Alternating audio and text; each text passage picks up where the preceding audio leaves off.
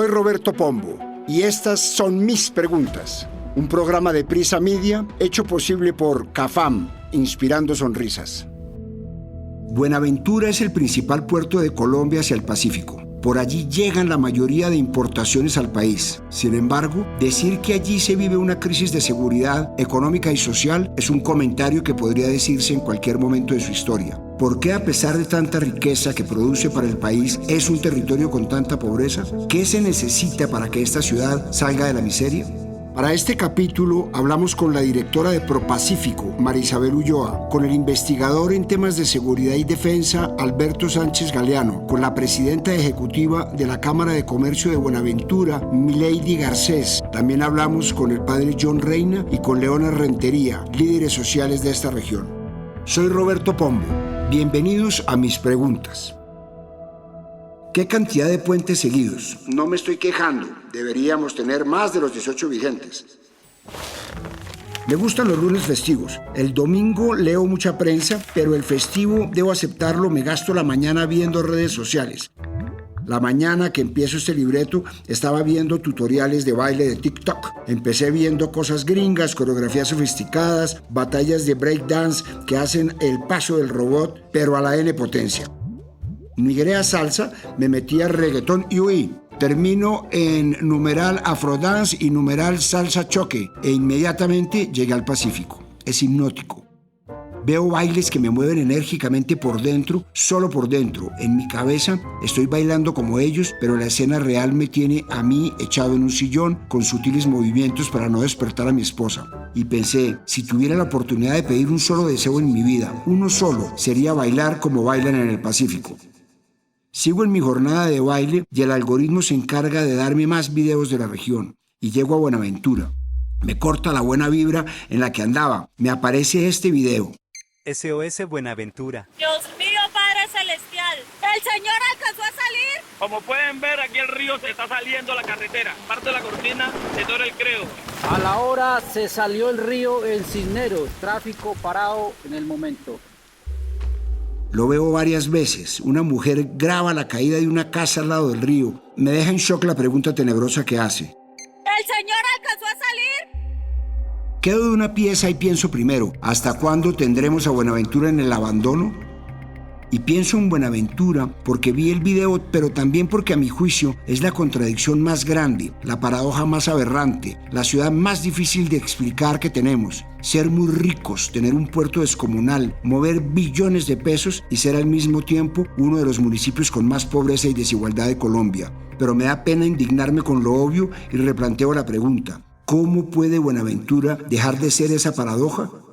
En 2012 tuve la oportunidad de ir a Buenaventura por última vez. No recuerdo bien para qué. Sería uno de esos viajes de periodistas para mostrarnos los avances del puerto de Buenaventura, uno de los más grandes del país por su operación de importaciones y exportaciones.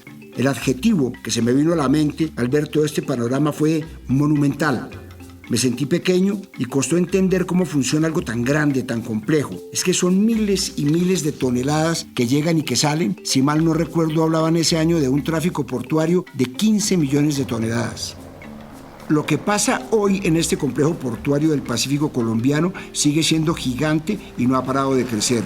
Y claro, tiene todo el sentido que lo sea. En el país hay 10 zonas portuarias, 8 en la costa Caribe, La Guajira, Santa Marta, Ciénaga, Barranquilla, Cartagena, Golfo de Morrosquillo, Urabá y San Andrés. Y solo 2 en el Pacífico, Buenaventura y Tumaco.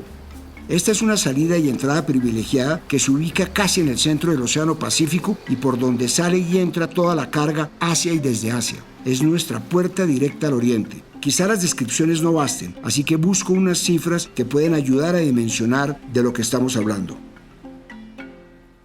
Según el Boletín de Tráfico Portuario de la Superintendencia de Transporte, la Sociedad Portuaria Regional de Buenaventura movilizó casi 20 millones de toneladas en el periodo de enero a diciembre de 2022.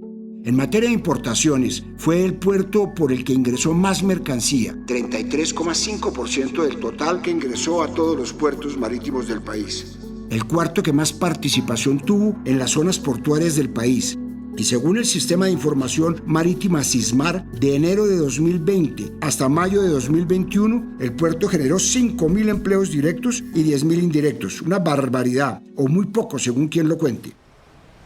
Si uno mira todos estos datos, esos números sin contexto, podría pensar que la ciudad que alberga ese puerto marítimo debe ser una metrópolis, una de las principales ciudades del país, o al menos un lugar en el que todas esas riquezas y beneficios ofrecen a sus habitantes una muy buena calidad de vida. Vuelvo a mi viaje del 2012. Pedí ir a la ciudad, quería conocer cómo estaba hoy o en ese momento el lugar alrededor de ese imponente proyecto.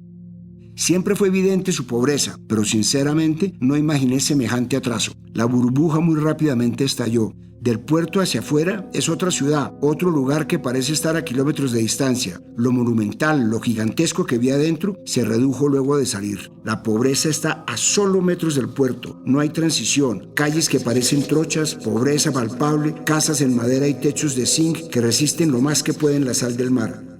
Afuera del complejo del puerto, la humedad parece más intensa. Parece que ser, comillas, un territorio clave para el desarrollo del país, comillas, no tiene nada que ver con los habitantes del municipio, solo con los buques y la mercancía que llevan y traen.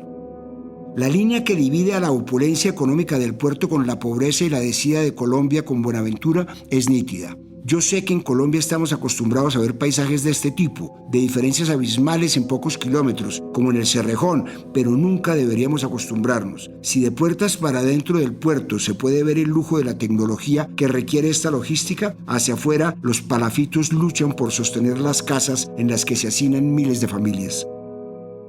Y es que en contraste con todas las cifras positivas del puerto, los datos y relatos sobre la calidad de vida de los bonaverenses parecen ir en dirección contraria a los de los ingresos, toneladas de contenedores y mercancías de su puerto.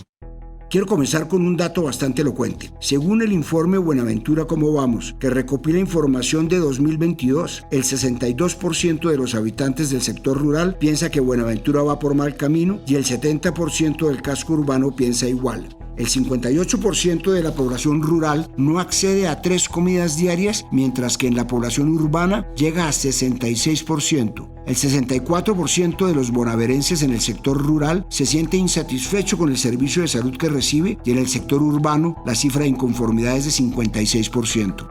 Y mientras las cifras de desempleo a nivel nacional están por el orden del 11,2%, en el puerto más importante sobre el Pacífico, esta cifra asciende a 25,9%, es decir, más del doble. El 54,8% de la población se considera pobre, el 50,6% dice que la plata no alcanza para cubrir gastos mínimos. Uno de los efectos más escandalosos del ánimo general de la ciudad es el aumento de suicidios en jóvenes de 18 a 25 años. De 2020 a 2021 crecieron 70%. 19 jóvenes que deciden quitarse la vida se sienten en cada rincón de un municipio que escasamente supera los 400.000 habitantes. Busco al padre y líder social John Reina. Le pregunto, ¿qué se puede hacer para que los jóvenes de Buenaventura tengan un mejor futuro? Para que la niñez, juventud y adolescencia tengan mejores condiciones para el futuro, se requiere crear condiciones sociales de vida, tanto en la zona rural como urbana, generando empleos, oportunidades de emprendimiento orientados al empresarial, generar espacios de protección y de seguridad, acceso real a la justicia, inversión en las familias, presencia institucional permanente y efectiva, convertir la educación en el pilar para el desarrollo en el territorio y sobre todo generar sentido de pertenencia por el territorio y que se materialice el Plan Integral Especial para el Desarrollo de Buenaventura, Visión Compartida de Desarrollo 2040, que hace parte de los acuerdos que se firmaron el 6 de junio del 2017 entre el Estado colombiano y el pueblo de Buenaventura. Y como si ya Buenaventura no fuera una contradicción en sí misma, pienso en que es una ciudad con 11 cuencas que dan vida a 7 grandes ríos y un centenar de quebradas. Es una de las ciudades del mundo donde más se registran lluvias, incluso en los meses que se supone que son de sequías. Y aún así, la mayoría de sus habitantes tienen grandes problemas para acceder al agua potable. Esto no es nuevo. Desde 1996 hay un COMPES para modernizar su acueducto, que ya tiene más de 80 años, pero a día de hoy sigue presentando problemas. Desde la creación de Hidropacífico, la empresa de servicios públicos que maneja el acueducto y que fue constituida ante la Cámara de Comercio del Valle del Cauca 24 horas antes de firmar el contrato, hasta los famosos bonos de agua que todavía tienen a los bonaverenses pagando intereses por esto sin poder acceder ni siquiera a 4 horas seguidas al servicio de agua. Algunas de las obras se finalizaron, pero muchas no funcionan. De los 43.000 millones que recibió el municipio para las obras, los intereses ascienden a 73.000 millones. Es decir, los bonaverenses están pagando por algo que nunca recibieron o sí recibieron, pero alguien se robó.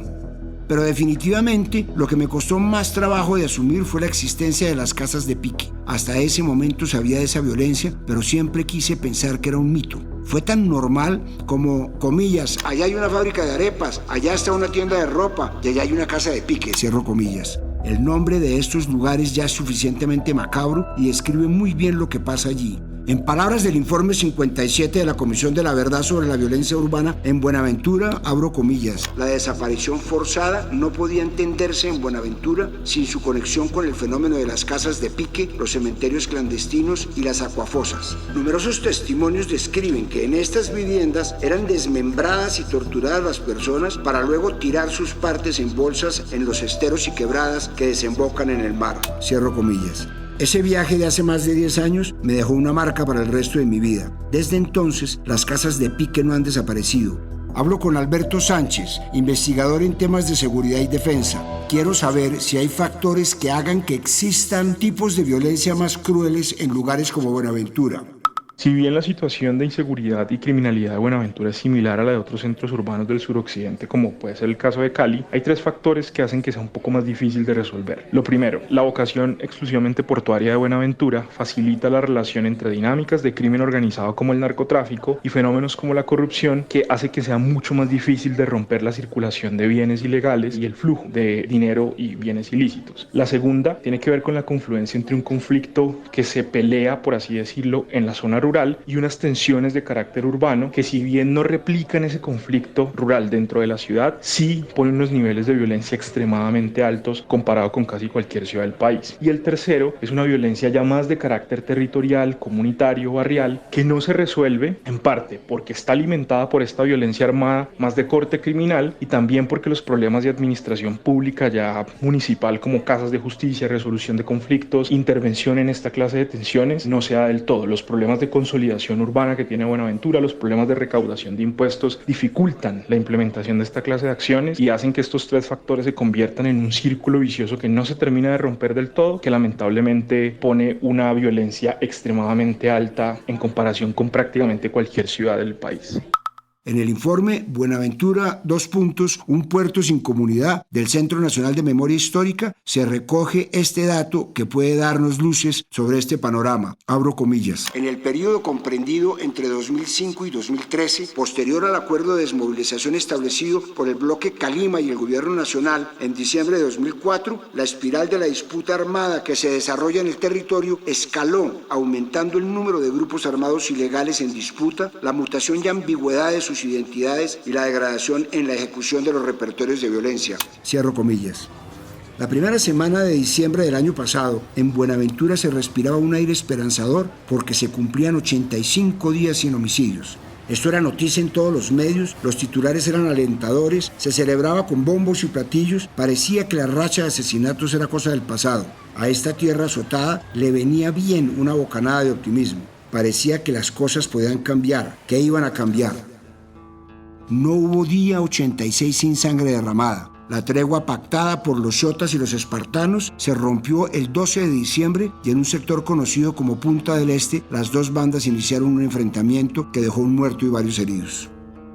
Los xotas y los espartanos son 2 bandas criminales que se disputan este territorio, pero no son los primeros. Por allí han pasado guerrillas, paramilitares y todo tipo de grupos armados, todos dejando un rastro de violencia y dolor. Estos 2 grupos son reductos del bloque Calima de las Autodefensas Unidas de Colombia, que llegaron a esta región a principios de la década de los 2000 para acabar con la subversión y a dominar el narcotráfico. Cuando este bloque se desmovilizó en 2005, algunos integrantes pasaron a la empresa que fue reemplazada por los urabeños y el Clan del Golfo. Luego llegó la local, un grupo que se apoderó del territorio hasta que finalmente se dividió en los últimos años entre xotas y espartanos. Una verdadera genealogía del horror.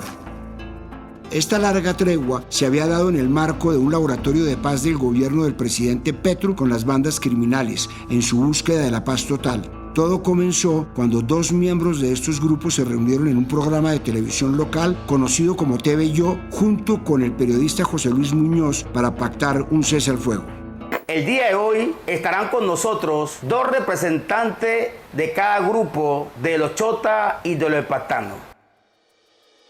Los enfrentamientos entre los grupos armados regresaron. Estos 85 días fueron solo un oasis. Aunque las dos bandas anunciaron que se acogían a la propuesta de diálogo y sometimiento del gobierno nacional, las desapariciones de alias Superboy y alias Burro, miembros de los chotas, causaron la ruptura en la mesa de diálogo. La noticia más reciente sobre este tema es la masacre de 3 personas en una casa de familia que, creen las autoridades, se trata de lo que ya parece un cliché, ajuste de cuentas o enfrentamiento entre bandas.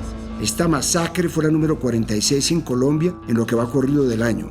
Llámenme iluso, pero quiero dejar un dato que dé algo de luz a este panorama tan oscuro. Según las estadísticas delictivas de la Policía Nacional, ha habido una disminución de los homicidios en Buenaventura, de 45 casos en el primer trimestre de 2021 e igual número de casos en 2022, disminuyeron a 12 casos en 2023. Ojalá sea una tendencia hasta llegar a 0. Pienso también que en esta gran paradoja el puerto también se ha convertido, estoy seguro que sin quererlo, en un fortín de políticos y corruptos. Se me viene a la mente una noticia que leí hace poco más de un mes sobre un hombre que iba a ser extraditado a Estados Unidos por concierto para cometer lavado de dinero. Su nombre, Omar Ambuila. Para los que no lo recuerdan, era el papá de Jenny Ambuila, una mujer que publicó unas fotos muy sonrientes en un Ferrari, tomando champaña y dándose lujos por el mundo, que se convirtió en meme nacional. La historia. Omar Ambuila era jefe de carga y tránsitos de la DIAN en el puerto de Buenaventura y fue acusado de lavar algo así como 1,3 millones de dólares que, según la Corte Suprema de Justicia, provenía de, comillas, actividades ilícitas especificadas y promovieron las mismas, entre ellas tráfico de drogas, fraude, sobornos, extorsión y la operación de un negocio de remesas de dinero sin licencia, cierro comillas. De acuerdo con la Fiscalía, Ambuila se valía de su cargo para manipular contenedores, alteraba el contenido y en algunas ocasiones permitía que varias cargas cruzaran el terminal marítimo sin ningún control. Aunque su sueldo como funcionario de la DIAN no superaba los 6 millones de pesos al mes, los lujos de su hija en redes sociales lo terminaron delatando. La corrupción, junto con la desidia de todos los gobiernos nacionales, parece ser el comején que estanca a la ciudad en la desigualdad. Hace solo unos minutos hablaba maravillas del puerto, de lo que significaba para el país, de lo que aporta, pero parece que este brillo no es de oro.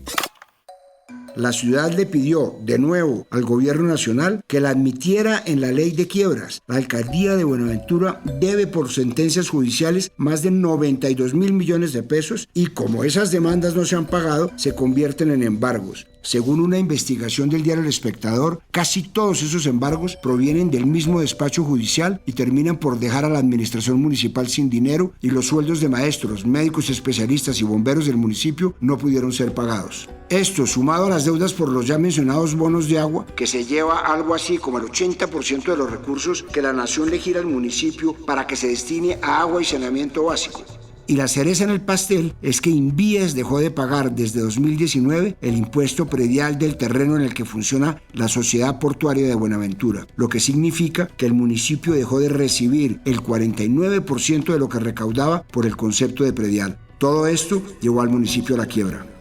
Un hecho de corrupción descarada que se puede sumar a esta larga e infame lista es que los últimos 5 alcaldes de la ciudad han sido detenidos por cargos relacionados con corrupción y malos manejos de los recursos públicos. Y más recientemente, el exsecretario de Educación, Hamilton Valencia, fue capturado por celebrar contratos que ascendían a más de 1.300 millones de pesos destinados a la conectividad de 88 escuelas. Pero las SIM card y equipos de sistemas entregados nunca funcionaron porque no tenían ni información ni capacidad para una mínima conectividad. También fueron capturados otros funcionarios de la Secretaría de Educación. No hay suficiente cantidad de dinero para suplir las necesidades de un municipio si la corrupción se lo lleva todo. Esto me recuerda a un episodio de febrero de 2021, en uno de los tantos bloqueos que han tenido que hacer los ciudadanos al puerto para llamar la atención del gobierno y pedir que se cumplan los compromisos con el pueblo. En ese momento, un joven líder social era entrevistado en un medio de comunicación y hubo una pregunta que dejó ver que a Buenaventura solo se le quiere por el puerto. La gente de Buenaventura está cansada de esta situación, ¿sabes? La gente de Buenaventura quiere vivir tranquila, pero no puede vivir tranquila porque no hay garantías. ¿Te parece poco todo lo que vive la gente? ¿Te parece poco la pobreza en la que vive la gente, 80% de pobreza? La respuesta de Rentería es más que elocuente. Resume lo que ha sido la relación de Buenaventura con el resto del país. Una relación basada en dar mucho, pero en recibir poco. Es quizás por esto que los bloqueos del puerto, del puente El Piñal, parecen ser pan de cada día. Yo no creo en las vías de hecho, en las acciones violentas o en los bloqueos, pero ver el panorama de Buenaventura, la pobreza en medio de la riqueza, cuando uno conoce la situación, hace que pueda entender las razones para hacerlo. No es la primera vez que Leonard se para duro por su pueblo, ha peleado por su gente, se ha enfrentado al expresidente Uribe, a Santos, con los periodistas que cuestionan la lucha de los bonaverenses e incluso con el presidente Petro. Busco a Leonard Rentería. Le pregunto, ¿por qué la desigualdad en un territorio tan importante para el país parece ser un tema de Estado y no de gobierno?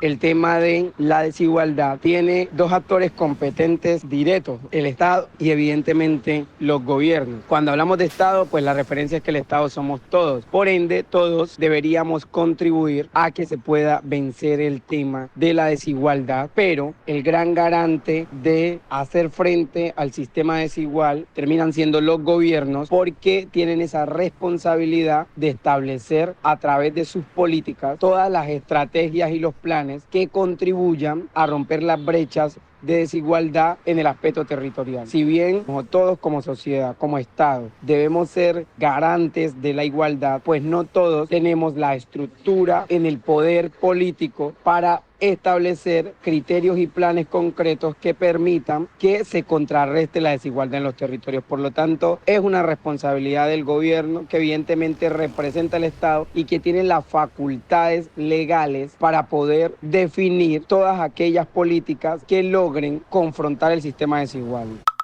La cuestión, como dice el mismo Leonard, no es de gobiernos en específico, todos se han rajado, es una cuestión que parece ser de Estado. Hago un repaso rápido por los últimos presidentes para ver si es cierto que la desidia hacia Buenaventura es un común denominador. En 1993, en el gobierno del presidente Ernesto Samper, llegó la privatización del puerto y durante su mandato y como resultado de la política antidrogas y el proceso 8000, se atomizaron los carteles de droga y se recrudeció la violencia. En el año 2000, el entonces gobernador del Valle, Juan Fernando Bonilla, tuvo que amenazar con un paro cívico por la crisis económica y de seguridad de la ciudad y le dijo al entonces presidente Andrés Pastrana que, comillas, antes que fuerza pública solicitaremos inversión social para el puerto. Cierro comillas. En 2009, el entonces presidente Álvaro Uribe, en una visita a la ciudad, propuso la construcción de un aeropuerto internacional al que llegarían vuelos desde Estados Unidos y Panamá, pero a día de hoy solo recibe vuelos nacionales. En 2014, en el gobierno del presidente Santos, el entonces alto consejero presidencial para las regiones, David Luna, dijo que, comillas, en 7 años el desarrollo del puerto será como Barcelona, cierro comillas. 9 años después no comienza a verse esa transformación. O la promesa en 2021 del expresidente Duque de arrebatarle la juventud al crimen, algo que por lo visto tampoco pasó. Y así llegamos hasta la actualidad en medio de un camino de promesas, de malas decisiones, de corrupción. La promesa más reciente es la del presidente Petro, que en campaña habló de un tren eléctrico elevado que conectaría a Buenaventura con Barranquilla. Esta propuesta, populista hay que decirlo y que desde ya sabemos que no se va a hacer, fue su primer acercamiento a esta región. Ya como presidente no comenzó mal, fue a Buenaventura, se sentó con las bandas criminales y grupos armados para pactar una tregua, un cese al fuego que como vimos funcionó por un tiempo, la violencia cesó, pero volvió. La zozobra en el puerto sigue y no solo por estar en medio del fuego cruzado entre grupos armados, sino por la pobreza, la desigualdad y la falta de oportunidades. Solucionar estos problemas crónicos es difícil y todavía más para un gobierno que debe invertir gran parte de su energía y atención en apagar incendios diferentes cada semana, responder a escándalos que salen sin parar, con reformas que no logran cuajar en el Congreso, donde ya perdió su coalición, y con una pelea casada con los medios de comunicación. Con estos problemas dentro de la Casa de Nariño, articular soluciones para una región históricamente olvidada es casi imposible. ¿Qué se puede hacer entonces? Es la pregunta que, como yo, ya se han hecho muchas personas entre políticos, líderes sociales, empresarios, académicos, pero parece que la solución no es tan sencilla. Me atrevo a pensar que, para empezar, se requiere que Cali, como capital del departamento y ciudad principal, la acepte, la adopte y deje atrás ese rechazo un poco racista por un pueblo que clama cooperación. Se requiere, claro, que esas ganancias del puerto se traduzcan en beneficios para la población. Yo sé que acabar con la desigualdad no es soplar y hacer botellas, pero señalar el problema es un primer paso. No es posible que mientras billones de pesos se generan en la región, producto de importaciones y exportaciones, sus habitantes tengan que seguir recurriendo cada cierto tiempo a los bloqueos para que las demás ciudades se enteren de su miseria. La corrupción, como ya vimos, es un cáncer que tiene al municipio literalmente en la quiebra. Pero al final ni soy experto, ni soy del territorio. Yo solo quiero bailar como los del video y ahora estoy seguro de que si ellos pudieran pedir algo, sería vivir con la dignidad con la que muchos vivimos en un sillón como este en Bogotá.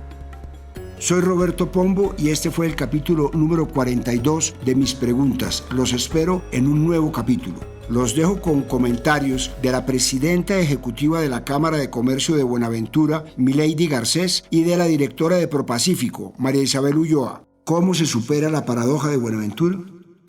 Creo que hay algunas oportunidades donde debemos priorizar. Uno es el encuentro de los actores. Yo creo que el encuentro de los actores no es una relación de pulsos, sino que es una relación continua. Por otro lado, creo que la educación, con pertinencia sobre todo, es la herramienta de transformación más cercana, grande y lógica que tenemos para trabajar por el desarrollo del distrito. La infraestructura plantea la necesidad de entender que todos estamos en la misma barca, pues tanto las comunidades necesitan agua como el desarrollo, la inversión y atracción de nuevas empresas necesitan agua. Otro de los elementos que me parece importante es un consenso frente a la visión y noción de desarrollo. Cosas como las que nos pasaron en los últimos meses, de más de 23 bloqueos, y encontrarte en la conversación que algunos de los bloqueos eran pidiendo empleo de manera legítima por parte de las comunidades, pero a su vez esta acción afectaba la producción y estabilidad. Me hacen pensar que es necesario avanzar frente a un consenso, frente a la visión de desarrollo, y con ello quiero también entregar y dar el último elemento, que sería que debemos ponernos de acuerdo frente a la protección de la vida como primera medida para empezar a hablar de la resolución de los conflictos. Justamente salimos de esa paradoja si dejamos de ver a Buenaventura solamente como un puerto. Buenaventura claramente es el puerto del Pacífico de Colombia, muy importante en términos estratégicos y en términos de competitividad, pero asimismo tiene 1 millón de retos en la calidad educativa de sus niños, en la atención en la primera infancia, en la atención en salud, temas de acueducto y alcantarillado y entre otros. Tenemos que todos ponernos en la tarea, digo todos es todo Colombia, porque Buenaventura es de Colombia, ponernos en la tarea de trabajar, ejecutar, hacer que Buenaventura no siga siendo ese lugar donde todos estos retos están, sino donde podemos hacer de la vida de los bonaverenses diferente. A partir de este momento, este capítulo de Mis Preguntas queda disponible en todas las plataformas de podcast. Este episodio fue posible gracias a CAFAM, Inspirando Sonrisas. En la dirección, Roberto Pombo. Producción general y guiones, Juan Abel Gutiérrez. Asesor editorial, Daniel Sampero Espina. Investigación y entrevistas, Johnny Rodríguez. Producción de campo, Marcela Salazar. Dirección de sonido y postproducción, Daniel Murcia. Edición de sonido, Juan David Sarmiento y Diego Canastero.